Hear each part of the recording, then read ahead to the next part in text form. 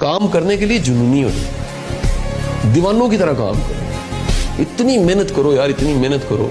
कुछ लोग ना जीरो से लाइफ शुरू कर लें, जीरो से एक से दो से तीन, फिर कभी जाके 100 हीरो बनते हैं। आप मैं तो हम तो माइनस से शुरू कर रहे हैं। और ये याद रखें, जो भी माइनस से शुरू करता है ना, सामने खाई होती है ना, उससे किनारे पे जंप नहीं की जा सकती, पीछे से भागना पड़े, पीछे से आप आते भागते हो गे पार।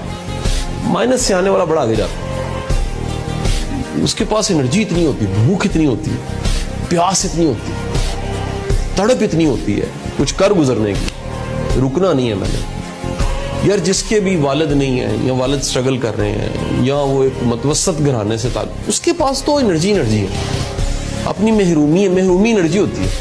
बहुत कुछ अचीव करना है अभी लाइफ में, डिलीवर करना है।